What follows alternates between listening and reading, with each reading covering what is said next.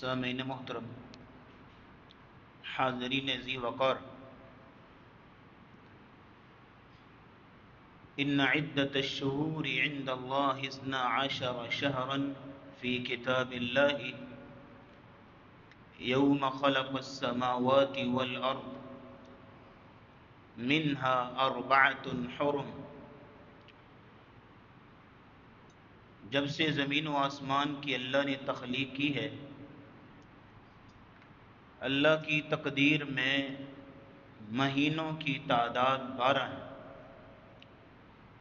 منہا 4 حرم،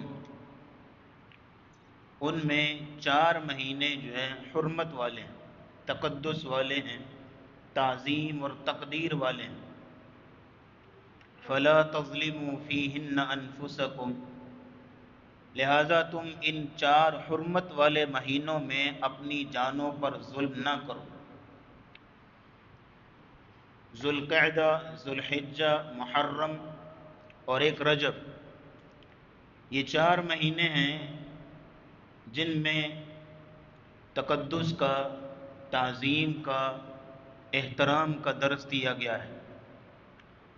کسی بھی قسم کی قتل و غارت، خون ریزی، کسی بھی قسم کا ظلم، سفاکیت، اس کا گناہ پورے سال میں ہوتا ہے، لیکن ان 4 مہینوں میں اس کا گناہ اور وبال کئی گنا بڑھ جاتا ہے۔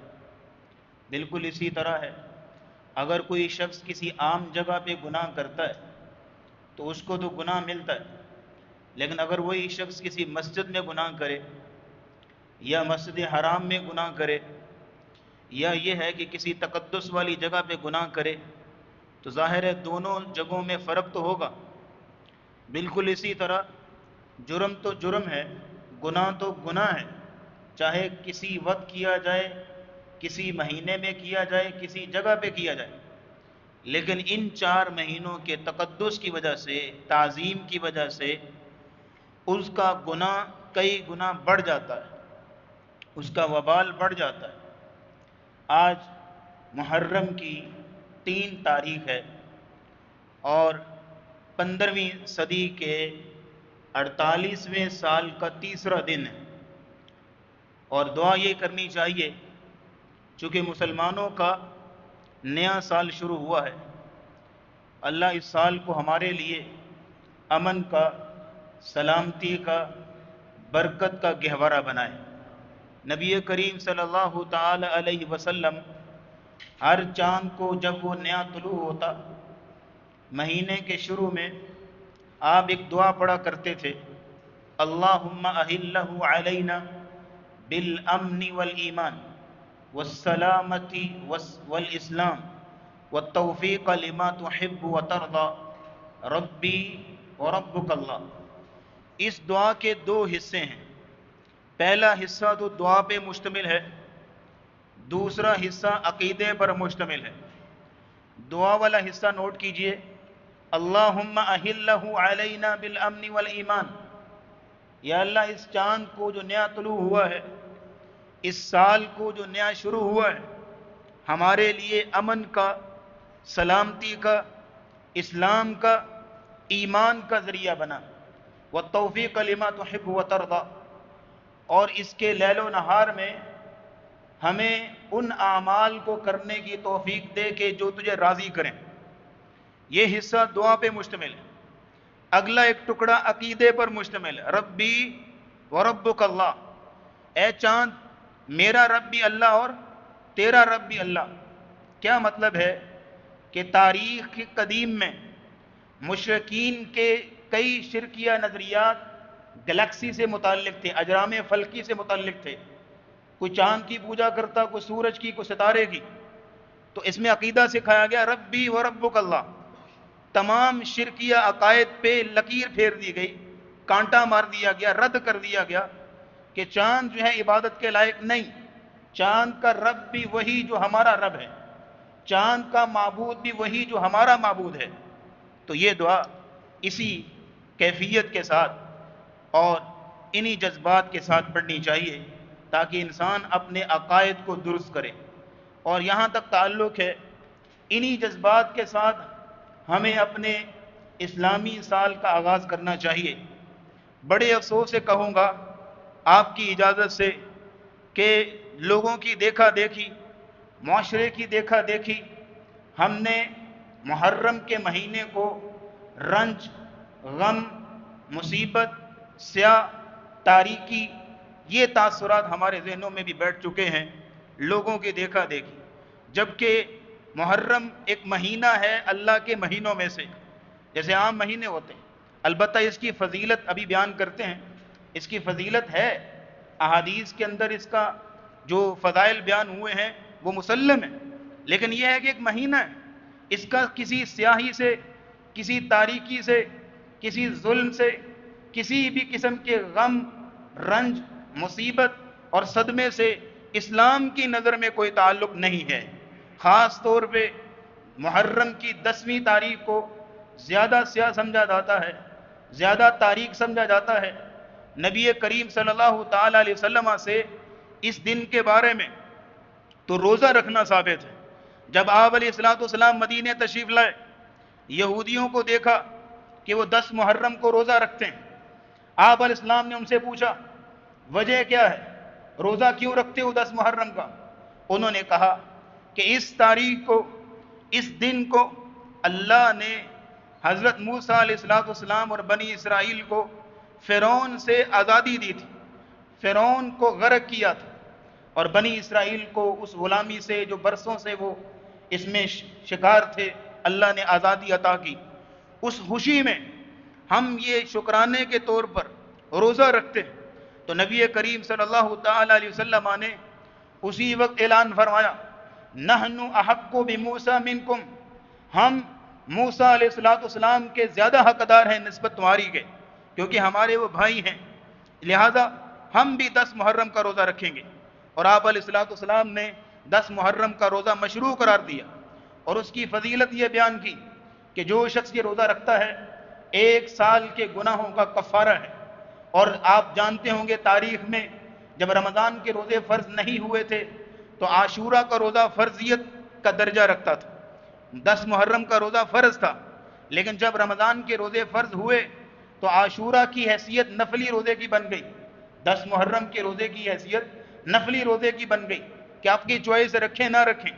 لیکن نبی کریم صلی اللہ تعالی وسلم کے آخری سال آپ کو نشاندہی کرائی گئی کہ آپ ہمیں یہودیت کی مخالفت کرنے کی تلقین کرتے ہیں، تو جس دن ہمارا روزہ ان کا بھی روزہ مشابہت ہو گئی، آپ نے تو مخالفت کا درس دیا۔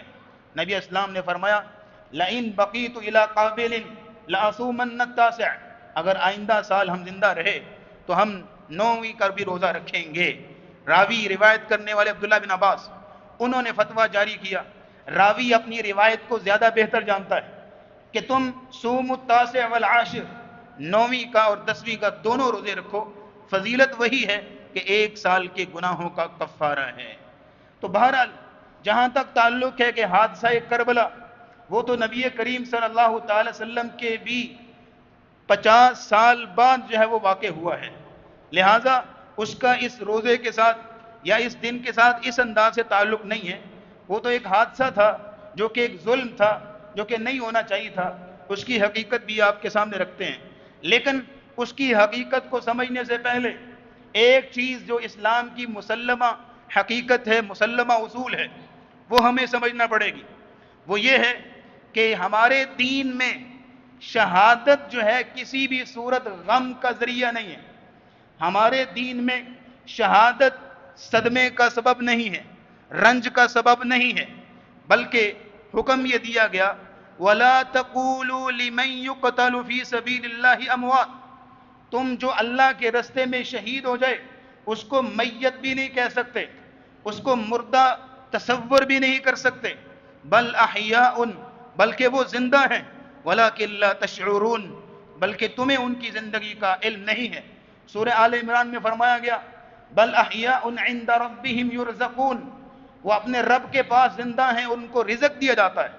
معلوم یہ ہوا شہادت اسلام میں موت ہرگز نہیں ہے، موت اور چیز کا نام ہے، شہادت کسی اور چیز کا نام ہے۔ شہادت تو اتنا بلند مرتبہ ہے، ہمارے نبی صلی اللہ تعالی علیہ وسلم عمر پر اس کی تمنا کرتے رہے، لوددت ان اقتل فی سبیل اللہ ثم احیا ثم اقتل ثم احیا ثم اقتل، ہائے کاش، رسول اللہ کہہ رہے ہیں، ہائے کاش کہ میں اللہ کے رستے میں شہید کیا جاؤں، پھر زندہ کیا جاؤں، پھر شہید کیا جاؤں، پھر زندہ کیا جاؤں، پھر شہید کیا جاؤں۔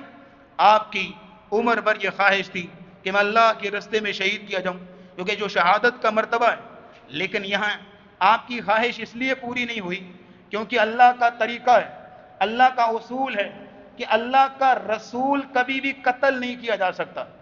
اللہ کا یہ اصول ہے، نبی قتل ہو سکتے ہیں، نبی اور رسول میں فرق ہے، پھر کبھی بیان کریں گے، لیکن اللہ کا اصول ہے کہ رسول جو ہوتا ہے، رسول اللہ رسول تھے، صرف نبی نہیں تھے۔ آپ چونکہ رسول تھے تو رسول کبھی بھی قتل نہیں ہو سکتا، یہ اللہ کا طریقہ تھا، وگرنہ رسول اکرم صلی اللہ تعالی وسلم کی بڑی خواہش تھی کہ میں اللہ کے رستے میں شہید کیا جاؤں، کیونکہ شہادت جیسا مرتبہ، شہادت جیسی فضیلت جو ہے آپ بھی حاصل کرنا چاہتے تھے۔ اس لیے یہ چیز ذہن میں رکھ لی جائے، شروع ہی میں آپ اس کو سمجھ لیجئے کہ اسلام میں شہادت رنج کا، غم کا، مصیبت کا، صدمے کا، بالکل بھی رونا پیٹنا اس کا شہادت کے ساتھ کوئی تعلق نہیں ہے۔ اگر اس کا شہادت کے ساتھ تعلق ہو، غم کا، مصیبت کا، رونے پیٹنے کا، تو پھر آپ رسول اللہ صلی اللہ علیہ وسلم کی جو نبوت والی زندگی ہے، مکن لائف سے شروع ہو جائیے، مدینین لائف کو دیکھیے، اور پھر خلافت راشدہ، ایک ایک دن، ایک ایک تاریخ آپ پڑھتے جائیے، مطالعہ کرتے جائیے، کوئی ایک دن ایسا بتائیے، کوئی ایک مہینہ ایسا بتائیے، کوئی ایک تاریخ ایسی بتائیے کہ جو کسی بھی شہادت سے منسلک نہ ہو، جہاں کسی کی شہادت نہ ہوئی ہو۔ تو پھر مسلمانوں کے لیے تو ہر دن شہادت منانا چاہیے، مسلمانوں کو تو ہر دن جو ہے غم منانا چاہیے، مسلمانوں کو تو ہر دن جو ہے وہ صدمے منانے چاہیے، مسلمانوں کا تو نعوذ باللہ ہر دن سیاہ ہونا چاہیے، تاریخ ہونا چاہیے، والعیاذ باللہ تعالی۔ بلکہ نبی کریم صلی اللہ تعالی علیہ وسلم کے زمانہ مکہ میں اسلام کا جو سب سے پہلا خون گرا تھا وہ ایک عورت کا خون تھا، بی بی سمیہ رضی اللہ تعالی عنہا، اور کس حالت میں، کس طرح وہ شہید کی گئیں توحید کی خاطر۔ مکہ کی سرزمین پہ سب سے پہلا جو خون بہایا گیا وہ ایک عورت کا خون تھا، بی بی سمیہ رضی اللہ تعالیٰ عنہ۔ اور ابو جہل نے جس جگہ پہ ان کو خنجر مارا تھا یہاں بیان بھی نہیں کیا جا سکتا، اور کس انداز سے ان کو شہید کیا گیا تھا۔ پھر ان کے بعد ان کے خامد یاسر رضی اللہ تعالی عنہ کو جس انداز سے شہید کیا گیا کہ 4 اونٹوں کے ساتھ ان کے دونوں بازو اور دونوں جو ہے وہ ٹانگیں باندھ دی گئیں، اور 4 اونٹوں کو 4 سمت میں بگا دیا گیا۔ اس کے بعد ان کی جسم کی حالت کیا ہوگی، ناقابل بیان ہے۔ تو پھر اس کے بعد بھی آپ دیکھیے، یہ تو مکن لائف ہے، اور پھر مدینین لائف میں جاتے ہیں، سید الشہداء جیسا بھی کوئی شہید ہوگا، امیر حمزہ رضی اللہ تعالی عنہ، کہ جس کو سید الشہداء کہا جاتا ہے، شہیدوں کے سردار، ایک عظیم شہادت اسلام کے اندر۔ پھر آگے جائیے تو پھر مصعب بن عمیر بھی ہیں، اس کے بعد زید بن حارثہ بھی ہیں، اور اس کے بعد عبداللہ بن رواحہ بھی، کئی ایک۔ آپ بدر کو واقعے کو پڑھیے، احد کو پڑھیے، خندق کو پڑھیے، دیگر واقعات کو پڑھیے، ایک سے بڑھ کے ایک شہید ہے۔ پھر یہ جو مہینوں کا تسلسل ہے، رمضان کا مہینہ ہے، ذوالحجہ کا مہینہ ہے، محرم کا مہینہ ہے، ان میں تو شہادتوں کا ایک سلسلہ ہے، شہادتوں کا ایک تسلسل ہے۔ 21 رمضان المبارک کو سیدنا علی المرتضی رضی اللہ تعالیٰ عنہ شہید کیے گئے۔ اس کے بعد ذوالحجہ کا مہینہ آتا ہے، 18 ذوالحجہ کو حضرت عثمان ذو النورین رضی اللہ تعالیٰ عنہ شہید کیے گئے۔ اس کے بعد آگے چلتے جائیے تو 1 محرم کو امیر المؤمنین عمر رضی اللہ تعالیٰ عنہ نے جام شہادت نوش کیا۔ پھر آگے چلتے جائیے، 10 محرم کا سانحہ کربلا، کتنی شہادتیں ہوئی ہیں۔ تو بہرحال خلاصہ کلام یہ ہے کہ اگر شہادتوں پہ غم منانے ہیں، رونا پیٹنا ہے، اور پھر یہ ہے کہ کسی بھی قسم کی سیاہی سے، تاریکی سے تعبیر کرنا ہے، تو کوئی ایک تاریخ بتائیے، کوئی ایک مہینہ بتائیے کہ جو اسلام میں کسی بھی قسم کی شہادت سے منسلک نہ ہو۔ تو پھر یہ ہے کہ وہ ہر دن ہی جو سوگ ہونا چاہیے، ہر دن ہی جو ہے وہ تاریخ ہونا چاہیے، ہر دن ہی جو ہے وہ صدمہ اور غم سے منانا چاہیے، والعیاذ باللہ تعالی۔ اس لیے میں نے شروع میں عرض کر دیا کہ اسلام کی نظر میں شہادت ہرگز موت ہو ہی نہیں سکتی، یہ اس کو ذہن میں رکھ لیجئے گا۔ اسلام تو موت پر بھی بین کرنے کو جائز نہیں قرار دیتا، شہادت اور چیز ہے۔ کسی کی وفات پہ، کسی کی موت پہ بھی رونے پیٹنے کو جائز قرار نہیں دیتا۔ صحیح بخاری کی حدیث، نبی اسلام نے فرمایا جو کسی جگہ پہ کسی میت کے اوپر رونا پیٹنا کرتا ہے، لیس منا من ضرب الخیود لیس منا من ضرب الخدود وشق الجیوب ودعا بدعوى الجاہلیہ، اس بندے کا ہمارے ساتھ کوئی تعلق نہیں ہے جو کسی میت پہ کھڑے ہو کے اپنے آپ کو پیٹتا ہے، اپنے گریبان کو چاک کرتا ہے، جو کسی میت پہ کھڑے ہو گئے۔ تو جب میت کے لیے یہ جائز نہیں ہے تو کسی شہادت کے لیے کیسے جائز ہو سکتا ہے؟ اس کو ذرا سمجھ لیجئے گا۔ اب اگلی بات نوٹ کیجئے گا، کچھ ایسے حقائق آپ کے سامنے رکھنا چاہوں گا کہ جو تاریخ میں ان سارے واقعات کا موجب بنے ہیں، جو ان سارے واقعات کی وجہ بنے ہیں۔ 21 رمضان المبارک کو سیدنا علی المرتضی رضی اللہ تعالی عنہ کی شہادت ہوئی ہے۔ 18 رمضان کو 18 ذوالحجہ کو حضرت عثمان ذو النورین کی شہادت ہوئی ہے۔ 1 محرم کو حضرت امیر المؤمنین عمر رضی اللہ تعالیٰ عنہ دنیا سے رخصت ہوئے، جامع شہادت نوش کیا۔ اور پھر اس کے بعد 10 محرم کو سانحہ کربلا۔ یہ جو تسلسل ہے شہادتوں کا، اس کے پیچھے موٹیو ایک ہی ہے، اس کے پیچھے وجہ ایک ہی ہے، اس کے پیچھے سبب ایک ہی ہے۔ خلفائے راشدین میں سے، اسلام کے خلفاء میں سے 3 بڑے خلفاء کو شہید کیا گیا، اس کے پیچھے وجہ ایک ہی۔ اور جس نے سانحہ کربلا برپا کیا، وجہ وہی ایک ہی ہے۔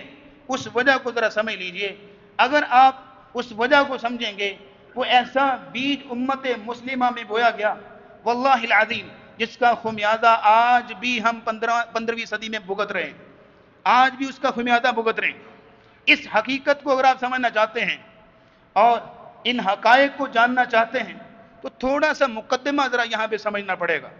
وہ مقدمہ سمجھ لیجئے، یہودیت جن کو بنی اسرائیل بھی کہا جاتا ہے، ان کے بارے میں قرآن نے ایک بات کہی کئی بار، وَيَقْتُلُونَ الْأَنْبِيَاءَ بِغَيْرِ حَقٍّ، اللہ کے نبیوں کو قتل کرتے ہیں۔ ان کا شیوا ہے، ان کا وطیرہ ہے اور ان کا پیشہ یہ ہے، اللہ کے نبیوں کو قتل کرنا۔ یہ قرآن نے ایک نہیں 20 بار قرآن نے ان کے جو ہے وہ نقاب کشائی کی ہے، یہودیت کے بارے میں، بنی اسرائیل کے بارے میں، کہ یہ قوم انتہائی شدت پسند، سازشی، خفیہ تدبیریں کرنے والے، سفاکیت ان کے اندر، درندگی ان کے اندر، اور پھر یہ ہے کہ ان کی پوری تاریخ قتل انسانیت سے بھری پڑی، اور قتل کی خونی سازشیں رچنا ان کا شیوا ہے، ان کا وطیرہ ہے۔ اگر آپ شروع سے شروع کرتے ہیں تو بنی اسرائیل کہاں سے شروع ہوتے ہیں؟ حضرت یعقوب علیہ السلام کے بیٹے سب سے پہلے اپنے سگے بھائی کے خلاف سازش کی کہ نہیں؟ اس کو قتل کرنے کے لیے چل پڑے کہ نہیں؟ تو اللہ نے بچایا، لیکن اس کے باوجود بے رحمی کے ساتھ مارتے پیٹتے تشدد کرتے ہوئے انہوں نے کنویں کے اندر دھکیل دیا، اپنی طرف سے تو مار دیا، اپنی طرف سے تو قتل کر دیا، لیکن اللہ رب العزت کی تقدیر میں کچھ اور فیصلے تھے۔ وَمَكَرُوا وَمَكَرَ اللَّهُ وَاللَّهُ خَيْرُ الْمَاكِرِينَ، کچھ تدبیریں لوگ کرتے ہیں، کچھ پلاننگز اللہ کی ہوتی ہیں، وَاللَّهُ خَيْرُ الْمَاكِرِينَ، اور اللہ تو بہتر پلاننگ کرنے والا ہے۔ پھر اس کے بعد جب اپنے ہی بھائی کو کنویں میں دھکیلا، رات کی تاریکی میں اپنے ابا کے پاس آئے، روتے ہوئے، آنسو بہاتے ہوئے، اپنے سروں پہ مٹی ڈالتے ہوئے، اپنے آپ کو پیٹتے ہوئے، یہ وطیرہ تھا ان کا، یہ شیوا تھا ان کا کہ خود ہی جو ہے وہ سازش کی، خود ہی قتل کیا، خود ہی جو ہے آ کے رونا پیٹنا شروع کر دیا۔ یہ شروع سے ان کی تاریخ چلتی آ رہی ہے۔ پھر آپ تھوڑا سا آگے چلتے ہیں، حضرت زکریہ علیہ السلام قتل کیے گئے۔ کس نے قتل کیا؟ انہی یہودیوں نے۔ زکریہ علیہ السلام کے بیٹے یحییٰ علیہ السلام شہید کیے گئے، قتل کیے گئے۔ کس نے کیا؟ انہی یہودیوں نے۔ اور پھر جس درندگی کے ساتھ اور جس سفاکیت کے ساتھ ان کی تاریخ خونوں سے رنگی ہوئی ہے، وہ بالکل واضح ہے۔ جس بندے نے ذرا سا بھی تاریخ کا مطالعہ کیا ہے تو وہ پڑھتے ہوئے خون کے آنسو روتا ہے کہ کس طرح جو ہے وہ یہ لوگ کس طرح یہ پلاننگ کرتے تھے، کس طرح یہ سازشیں کرتے تھے۔ تھوڑا سا آگے چلیں تو عیسیٰ علیہ السلام کو بھی انہوں نے اپنی طرح سے سولی چڑھا دیا، اپنی پلاننگ نے پوری کی، لیکن اللہ کی تدبیر یہ تھی کہ اللہ رب العزت نے ان کو زندہ جو ہے آسمانوں میں اٹھا لیا۔ لیکن جہاں تک تعلق ہے ہمارے نبی صلی اللہ تعالی علیہ وسلم کا، ان کو بھی انہوں نے نعوذ باللہ شہید کرنے کی کوشش کی، پلاننگ کی۔ ایک یہودیہ عورت تھی زینب نامی، اس کو ایک گوشت دیا بکری کا جس کے اندر زہر ملا ہوا تھا، جو رسول اللہ صلی اللہ علیہ وسلم کی خدمت میں بطور تحفہ پیش کیا گیا۔ اور ایک صحابی نے، اتفاق کی بات، قدرت کی بات، ایک صحابی نے جو ہے وہ اس کو چکھ لیا، اسی پہ صحابی کا انتقال ہو گیا۔ تو جسے پتہ چل گیا کہ اس گوشت کے اندر زہر ہے تو اللہ نے بچا لیا۔ نبی کریم صلی اللہ تعالی علیہ وسلم کو بھی شہید کرنے کی سازش جو ہے وہ انہی لوگوں نے کی تھی۔ اب اگلی بات آپ دیکھیں، نبی کریم صلی اللہ تعالی وسلم نے اپنے دور حکومت میں، اور یہ ہے کہ اپنے دور میں ان کو خوب ٹھکانے لایا۔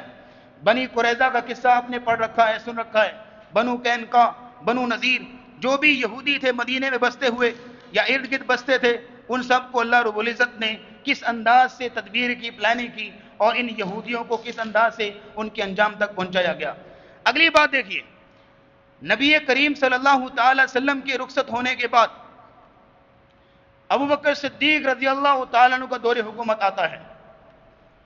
ابوبکر صدیق رضی اللہ تعالیٰ عنہ کے دور میں ان کی کمال سیادت، با کمال قیادت اور حکمت عملی کے ساتھ ہوا یہ کہ جب بھی ان کا کوئی فتنہ سر اٹھاتا وہیں بھی اس کو دبوچ لیتے۔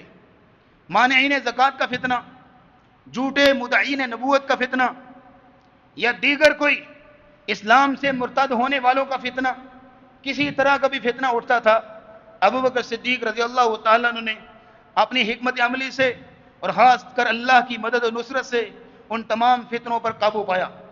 جب ابوبکر صدیق رضی اللہ تعالیٰ عنہ دنیا سے رخصت ہوئے، 2 سال لگ بھگ انہوں نے حکومت کی ہے، خلافت کی ہے۔ ان کی دنیا سے رخصت ہونے کے بعد امیر المؤمنین عمر رضی اللہ تعالی عنہ انہوں نے حکومت سنبھالی ہے، خلافت ان کو ملی ہے، اور پھر ان کے دور میں 10 سال کا عرصہ خلافت کی ہے۔ کس طرح اسلام کو عروج ملا ہے، کس طرح فتوحات ہوئی ہیں، 22 لاکھ مربع میل تک اسلام کی سرحدیں کی توسیع ہوئی ہے، اور آج کے دور کے 25 سے 30 ممالک کو جمع کر لیا جائے تو اکیلے اسلام کی امیر المؤمنین عمر رضی اللہ تعالیٰ عنہ کی حکومت بنتی ہے۔ آج کے دور کے اگر 25 سے 30 ممالک کو جمع کیا جائے تو اکیلے اس وقت امیر المؤمنین عمر رضی اللہ تعالیٰ عنہ کی حکومت بنتی ہے، ان کی سلطنت بنتی ہے، اسلام کے جھنڈے لہرائے۔ اگلی بات یہ ہے کہ جب اسلام پھیلتا جا رہا ہے، اس کو توسیع سے توسیع ہوتی جا رہی ہے، کہاں مصر، کہاں ایران، کہاں افریقہ، کہاں جو ہے وہ یہ سارے عرب ممالک، شام، دمشق، اور پھر یہ ہے کہ پاکستان کی سرحدوں تک بھی اسلام کی حکومت پہنچ چکی تھی۔ تو یہودیوں نے اور دیگر لوگوں نے، مخالفین نے کہا کہ ستون ایک ہی ہے۔ ستون کون ہے؟ امیر المؤمنین عمر رضی اللہ تعالیٰ عنہ۔ اس کو اگر ٹھکانے لگا دیا جائے تو ہمارا پتہ جو ہے وہ کلیئر ہے، ہمارا راستہ جو ہے وہ صاف ہے، اور بالکل جو ہے وہ اسلام کو ان کی فتوحات سے جو ہے وہ بالکل روکا جا سکتا ہے۔ اس لیے انہوں نے پلاننگ کی۔ امیر المؤمنین عمر رضی اللہ تعالیٰ عنہ کی حکومت کا آخری جو لشکر ہے، آخری جو فتح ہے، وہ ایران کی فتح ہے۔ پرشین امپائر کے خلاف اسلام کو جو فتح ملی ہے، اور ایرانی حکومت کے خلاف اسلام کو جو فتوحات ملی ہیں، امیر المؤمنین عمر رضی اللہ تعالیٰ عنہ کی زندگی کی آخری فتح ہے۔ اس میں ایک ایرانی جرنیل پکڑا گیا جس کا نام تھا ہرمزان۔ اس کو مدینے لایا گیا کیونکہ اس نے کہا تھا کہ میں تمہارے خلیفہ سے ملنا چاہتا ہوں۔ یہ جب مدینے آیا، اس کی نظر میں تو یہ تھا کہ خلیفہ کا بہت بڑا محل ہوگا، جیسے کیسر و کسریٰ کے محلات ہوتے ہیں، اور نوکر چاکر ہوں گے۔ دیکھا تو کچی زمین پر امیر المؤمنین 22 لاکھ مربع میل کا اکیلا حاکم بیٹھے ہوئے، ان کے پاس لاگے بٹھا دیا گیا۔ اس کو قتل کرنے لگے۔ اس نے کہا مجھے آپ قتل نہیں کر سکتے، پہلے مجھے پانی پلا دیجئے۔ پانی کا پیالہ اس کے سامنے لایا گیا۔ جب اس نے پانی کا پیالہ پکڑا، امیر المؤمنین عمر رضی اللہ تعالیٰ عنہ سے کہتا ہے مجھ سے وعدہ کیجئے جب تک میں یہ پانی نہ پی لوں مجھے آپ قتل نہیں کریں گے۔ امیر المؤمنین ایک شریف النفس، سلیم الطبع، شریعت اور اسلام کا پابند، کہا میں وعدہ کرتا ہوں، اور یہ ہے کہ وعدہ کر لیا کہ تم پانی پی لو، پانی پینے سے کیا مسئلہ ہے، پانی پی لو تو قتل کر دیں گے۔ لیکن اس نے پانی کو گرا دیا، کہا میں نے پانی نہیں پیا، اور نہیں آج تک نہ ہی میں کبھی یہ پانی پی سکتا ہوں کیونکہ گر گیا۔ اس کے بعد امیر المومنین چاہتے اس کو قتل کر سکتے تھے، لیکن نہیں کیا کیونکہ وعدہ کیا ہوا تھا، اس وعدے کی پاسداری کی۔ اس کے بعد ہرمزان نے اسلام قبول کیا، واللہ علم دل سے قبول کیا یا ظاہری طور پر لبادہ اڑا، اس نے اسلام قبول کیا اور مدینے میں چلتا پھرتا رہا۔ ایران پر جو فتح حاصل ہوئی تھی وہاں سے کچھ غلام قیدی ہوئے تھے، پرشین امپائر کے کچھ غلام قیدی ہوئے تھے۔ ان غلاموں میں سے ایک غلام تھا جس کا نام تھا فیروز۔ یہ بہت بڑا ماہر تھا، لوہار تھا، لوہے اور لکڑی کا بڑا کاریگر تھا۔ مغیرہ بن شعبہ کے حصے میں یہ غلام آیا، وہ اس کو مدینے لے کر آئے کیونکہ وہ بہت بڑا کاریگر تھا۔ سوچ یہ تھی کہ اس سے کام لیں گے، اس سے جو ہے وہ کئی چیزیں بنوائیں گے، مدینے میں لے کر آئے۔ اب ہوا یہ، ہرمزان جو کہ ایرانی جرنیل تھا اور یہ جو ایرانی غلام تھا فیروز، جس کو عربوں نے ابو لولو کا نام دیا، دونوں آپس میں ملے، پلاننگ کی کہ اس ستون کو رستے سے ہٹایا جائے امیر المومنین عمر رضی اللہ تعالیٰ کے خلاف۔ بہرحال ایک دن، دو دن اور دن گزرتے گئے، پلاننگ کی گئی۔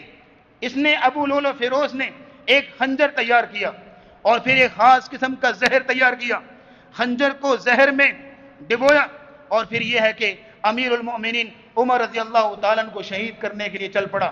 امیر المؤمنین فجر کی نماز پڑھنے کے لیے تشریف لا رہے تھے، اور آپ کو پتا ہے کہ اس زمانے میں جو خلیفہ وقت ہے وہ امام وقت بھی ہوتا تھا، وہی نماز پڑھاتا تھا۔ امیر المؤمنین اپنی زندگی کی آخری فجر کی نماز پڑھانے کے لیے تشریف لا رہے تھے، اور یہ شخص منبر کے پیچھے چھپا ہوا تھا۔ جیسے ہی مصلی پہ براجمان ہوئے اور نماز شروع کی، سورہ یوسف اکثر پڑھا کرتے تھے، تلاوت کر رہے تھے، یہ آگے بڑھا، اس نے دیکھتے ہی دیکھتے 6 بار امیر المومنین کے سینے میں اور پیٹ میں کیے، اور آپ رضی اللہ تعالیٰ عنہ وہیں پہ زخمی ہو کر گر پڑے۔ عبد الرحمن ابن عوف جو پہلی صف میں امام کے بالکل پیچھے کھڑے تھے، آگے بڑھ کے نماز کو مکمل کیا۔ جب پاس کے لوگوں کو پتا چلا کہ یہ معاملہ بنا ہے، وہ بھاگے اس کو پکڑنے کے لیے۔ اس نے چونکہ خنجر کے دونوں طرف جو ہے وہ لگا ہوا تھا، اس نے وار کیے، کئی اور لوگوں کو بھی اس نے جو ہے شہید کیا۔ امیر المؤمنین عمر رضی اللہ تعالیٰ عنہ کو جب بعد میں پتا چلا کس نے جو ہے مجھ پر حملہ کیا، کہا جی وہ مجوسی غلام جو ایران سے آیا ہوا تھا، کیونکہ ایران کو فتح کرنے کے زمانے میں ایران کا آتش کدہ تباہ ہو گیا تھا، جو ان کے مذہب کا یوں سمجھیے بہت بڑا آتش کدہ تھا۔ اس مجوسی کو وہ بھی بڑا غصہ تھا کہ ہمارا آتش کدہ، ہمارا مذہب کا عبادت خانہ جو اس نے تباہ کیا ہے، اس کو کبھی نہیں چھوڑیں گے۔ تو امیر المومنین نے سکھ کا سانس لیے، کہا اللہ تیرا شکر ہے کہ میری موت، میری شہادت کسی مسلمان کے ہاتھوں نہیں ہوئی ہے، ایک کافر کے ہاتھوں ہوئی، ایک جو مجوسی کے ہاتھوں ہوئی۔ آج اسی مجوسی کا کسی ملک کے اندر ایک مزار ہے، اور مزار انہوں نے بنایا جن کو وہ جو ہیرو سمجھتے ہیں، جن کے نزدیک وہ ہیرو ہے، جن کے نزدیک اس نے اسلام کے ایک بہت بڑے ستون کو گرایا، جو اس کو ہیرو سمجھتے ہیں، مزار انہوں نے بنایا۔ اور پھر یہ ہے کہ بالکل واضح اور کلیئر کٹ بات ہے کہ کون اس ابو لولو کو ہیرو سمجھتے ہیں اور کون جو ہے وہ امیر المومنین عمر رضی اللہ تعالیٰ کے مخالف ہے۔ بالکل یہاں واضح بات ہے، کلیئر کٹ بات ہے۔ امیر المومنین اپنے دور حکومت میں دعا کیا کرتے تھے، اللہم ارزقنا شہادتا فی سبیلک وفی بلد رسولک، یا اللہ مجھے شہادت دے اپنے رستے میں اور اپنے نبی کے شہر میں، مدینے میں۔ صحابہ کہا کرتے تھے مدینے میں اسلام کی حکومت، اسلام اتنا پھیل چکا، اتنی بڑی فوج، اتنا بڑا لشکر، کیسے ہو سکتا ہے کہ مدینے کی گلیوں کے اندر آپ کا خون بہایا جائے؟ مدینے میں کیسے آپ کی شہادت ہو سکتی ہے؟ کہا میرے نبی نے میرے بارے میں پیشین گوئی کی تھی کہ جب نبی کریم صلی اللہ تعالی وسلم احد پہاڑ پہ کھڑے تھے، احد پہاڑ ہلنے لگا، کہا اس کو احد علیک نبی و صدیق و شہیدان، آج تجھ پہ ایک نبی ہے، ایک صدیق ہے، ابو بکر صدیق رضی اللہ تعالیٰ کی طرف اشارہ، وہ شہیدان، اور 2 شہید ہیں، ایک عمر رضی اللہ تعالیٰ عنہ اور ایک عثمان رضی اللہ تعالیٰ عنہ۔ کہا میرے نبی نے مجھے شہید کہا ہے تو میں شہید ہوں گا، لیکن میری خواہش ہے کہ مدینے کے اندر شہید ہوں۔ تو اللہ نے وہ خواہش پوری کی، امیر المومنین کو اٹھا کے گھر لے جایا گیا۔ 3 دن زندگی اور موت کی کشمکش میں رہے، کوئی چیز پلائی جاتی پیٹ کے رستے سے باہر آ جاتی، اور امیر المومنین عمر رضی اللہ تعالیٰ عنہ نے عبداللہ بن عمر اپنے بیٹے کے ذریعے پیغام بھیجا، جا کے ام المؤمنین سیدہ عائشہ رضی اللہ تعالیٰ عنہ سے گزارش کرو، امیر المؤمنین نہ کہنا، عمر کہنا، امیر المؤمنین کا سن کے کہیں وہ حکم سمجھ کے تعمیل کرنے پر مجبور نہ ہوں، عمر کی گزارش کہنا کہ عمر کی گزارش ہے میں اپنے ساتھیوں کے ساتھ دفن ہونا چاہتا ہوں، مجھے اجازت دی جائے۔ سیدہ عائشہ رونے لگ پڑی، کہا میری خواہش تو یہ تھی کہ میں یہاں پہ دفن ہوں، لیکن عمر رضی اللہ تعالیٰ جیسی شخصیت پر میں اپنی خواہش کو قربان کرتی ہوں. عمر رضی اللہ تعالیٰ عنہ کو رسول اللہ صلی اللہ علیہ وسلم کے ساتھ اور ابو بکر صدیق رضی اللہ تعالیٰ عنہ کے پہلو میں دفن کیا گیا. یہ اسلام کا شہید. اور پھر یہ سازش کہاں سے رچائی گئی؟ بالکل کلیئر کٹ بات ہے, بالکل واضح بات ہے. کن کی تاریخ ہے؟ اور امیر المؤمنین کے بعد عثمان رضی اللہ تعالیٰ عنہ جب خلیفہ مقرر ہوئے, عثمان رضی اللہ تعالیٰ عنہ کے پہلے 10 سال, چونکہ 12 سال خلافت کی ہے عثمان رضی اللہ تعالیٰ عنہ, پہلے 10 سال وہی رنگ ہے, وہی مزاج ہے جو عمر رضی اللہ تعالیٰ عنہ کے دور کا ہے. یوں سمجھ لیجئے کہ عثمان رضی اللہ تعالیٰ عنہ کے دور کا پہلے 10 سال اسی طرح ہیں کہ جیسے یوں سمجھ لیجئے کہ امیر عمر کی حکومت جاری ہے, فتوحات ہو رہی ہیں, یہ امن ہے, سلامتی ہے اور ایمان ہے, اور پھر یہ ہے کہ ہر طرف جو ہے وہ اسلام کا بول بالا ہے, اسلام کا چرچا ہے. لیکن آخری 2 سال یہاں بھی اب آپ کڑیاں ملائیے جو میں نے مقدمہ آپ کے سامنے شروع کی ہے. آخری 2 سال جب عثمان رضی اللہ تعالیٰ عنہ کی شہادت کے رہتے ہیں, یمن سے ایک بندہ کھڑا ہوا جس کا نام تھا عبداللہ ابن سبا. یہ ایک بہت بڑا کٹر یہودی تھا. اس نے اسلام کا لبادہ اڑا اور یہ مختلف اسلامی صوبوں کے اندر گیا, کبھی بصرہ, کبھی کوفہ, کبھی دمشق میں, کبھی مصر میں. اس نے مسلمانوں کو آپس میں لڑانے کی کوشش کی.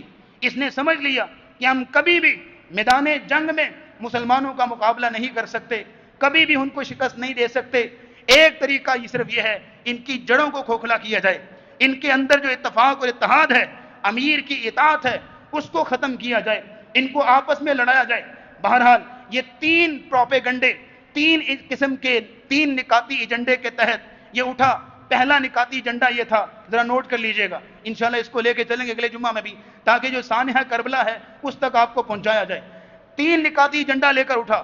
اس نے پہلی, چونکہ اسلام کا لبادہ اڑا تھا تو اس کو کچھ نہ کچھ سبز باغ دکھانے تھے, کچھ نہ کچھ ہمدردیاں دکھانی تھی. اس نے ہمدردیاں یہ دکھائیں, اہل بیت کی محبت کا نعرہ لے کے اٹھا. کہنے لگا ہر نبی کا ایک وصی ہوتا ہے جس کو نبی وصیت کرتے ہیں, لہذا ہمارے نبی محمد رسول اللہ صلی اللہ علیہ وسلم کے وصی حضرت علی رضی اللہ تعالی عنہ ہیں, لہذا علی رضی اللہ تعالیٰ عنہ حکومت کے لائق ہیں. ابو بکر نے حکومت پہ قبضہ کیا تھا, عثمان نے حکومت پہ قبضہ کیا ہوا ہے جو اس وقت حکومت ہے. عمر رضی اللہ تعالیٰ عنہ غاصب ہیں, انہوں نے حکومت پہ قبضہ کی ہے. اصل حکومت جو ہے وہ علی رضی اللہ تعالیٰ عنہ کی ہے. یہ اس نے سازش جو ہے وہ آہستہ لوگوں کے ذہنوں میں ڈالنا شروع کی. کبھی کوفہ جاتا, 4 بندے اپنے ساتھ والے کیے, کبھی بصرہ جاتا, وہاں پہ 10 لوگ اپنے نظریے والے کر دیے, کبھی دمشق جاتا, کبھی مصر جاتا. اس طرح کرتے کرتے یہ پھرا ہے پورے اسلامی صوبوں کے اندر. اس نے اپنے ہم نوا اکٹھے کیے, نظریات ہم خیال لوگوں بنائے. ایک سازش اس کی یہ تھی. دوسرا یہ تھی, اس نے علی رضی اللہ تعالیٰ عنہ کی الوہیت کا نعرہ لگایا کہ علی رب ہیں, علی خدا ہیں, اور چونکہ علی جو ہے وہ یہ ایسا مقام ہے, ایسا مرتبہ ہے جو الوہیت کا لائق ہے. یہ دوسرا پروپیگنڈا اس نے کیا. تیسری جو سب سے بڑی اس کی خطرناک سازش تھی وہ یہ تھی کہ عرب کی جو پرانی ایک جاہلیت ہوتی نا, قبائلی جاہلیت, خاندانی جاہلیت, اس نے اس کو ہوا دی. کیونکہ 2 خاندان اس وقت بہت بڑے تھے, ایک بنو ہاشم کا خاندان جو رسول اللہ کا خاندان تھا, حضرت علی کا خاندان تھا, یہ بنو ہاشم ہے, اور ایک بنو امیہ جس سے حضرت عثمان رضی اللہ تعالیٰ عنہ تھے, امیر معاویہ رضی اللہ تعالیٰ عنہ تھے. اس نے ان دونوں خاندانوں کی حمیت اور غیرت کو اٹھانا شروع کیا کہ یہ کیا ہے, نبی اسلام بنو ہاشم سے تھے, بنو ہاشم کی حکومت ہونی چاہیے, بنو امیہ کی حکومت کو ہم نہیں مانتے. جب کہ اس نے قبائلی غیرت کو اجاگر کیا تو پھر یہ ہے کہ اس کے ہم نوا اکٹھے ہوئے. کوفہ سے 1000 لوگ اس کے ساتھ مل گئے, بصرہ سے 1000 لوگ, دمشق سے 1000 لوگ, اور پھر یہ ہے کہ مصر سے 1000 لوگ. جہاں جہاں بھی جاتا 1000 کی تعداد اس نے اپنے ساتھ تیار کی. اور یوں سمجھ لیجئے پورا باغیوں کا گروہ جس نے جو ہے وہ 3-4 ہزار کا لشکر اس نے تیار کیا, جو باغیوں کا تھا, جو عثمان رضی اللہ تعالیٰ عنہ کے مخالفین کا تھا. اس نے ایسی سازش کی, عثمان رضی اللہ تعالیٰ عنہ کے خلاف پلاننگ کی, ان کی برائیاں لوگوں کے سامنے رکھی کہ عثمان یہ کرتے ہیں, یہ کرتے ہیں, یہ کرتے ہیں. اور پھر ایک اور بات نوٹ, آخری بات, ایک اور بات نوٹ کر لیجئے, یہ دمشق میں جاتا تو بصرہ کے گورنر کی خلاف ورزیاں وہ لوگوں کو بتاتا. جب بصرہ جاتا تو کوفہ کے گورنر کی کمیاں کوتاہیاں بتاتا کہ کوفہ کا گورنر اس طرح کا ہے, عثمان اس کو یہ کہتے ہیں, وہ کہتے ہیں, وہ اس طرح لوگوں کو خلاف کیا ایک دوسرے کے. تو یوں سمجھ لیجئے کہ 3000 4000 کا اس نے باغیوں کا گروہ اکٹھا کر کے یہ مدینے میں آیا, اور مدینے میں آ کے پھر عثمان رضی اللہ تعالیٰ کے خلاف مزید کیمپین شروع کی کہ عثمان کو ہم نے قتل کرنا ہے، علی حکومت کے حقدار ہیں اور اس لیے وہ زیادہ حق لائق ہیں حکومت کے، عثمان نے حکومت پہ قبضہ کیا ہے، ابو بکر نے، عمر نے رضی اللہ تعالی عنہم اجمعین انہوں نے قبضہ کیا ہے، لہذا ہم ان کو قتل کریں گے۔ اب یہاں سے انشاءاللہ اگلے خطبہ جمعہ میں آپ کے سامنے رکھیں گے کہ اس نے مزید کیا کیا پلاننگ کی، مزید کیا کیا سازشیں کی، اور کس انداز سے امت مسلمہ کے اندر ایک ایسا خطرناک بیج بویا کہ جس کا خمیازہ ہم آج تک بھگت رہے ہیں۔ انشاءاللہ تاریخی حقائق کی نظر میں آپ کے سامنے رکھیں گے۔ وآخر دعوانا الحمدللہ رب العالمین۔